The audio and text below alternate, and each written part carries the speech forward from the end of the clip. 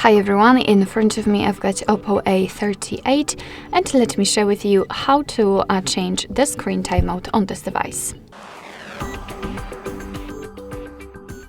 So as you saw, my device blacked out a little bit too fast for my liking, so let's change it.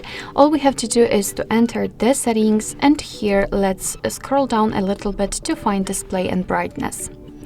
Now we have to scroll down in order to find the option auto screen off. So let's tap, and here we've got all the options from which we can choose. So at the top we've got relatively short options, the 30 seconds option is currently applied, and at the bottom we've got the longest one, so 30 minutes.